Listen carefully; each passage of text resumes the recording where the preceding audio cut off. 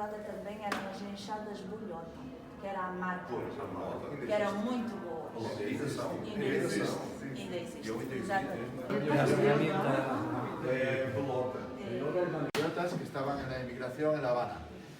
Pero luego la importancia de la foto es la técnica con la que fue hecha para conseguir esa foto panorámica, ¿vale?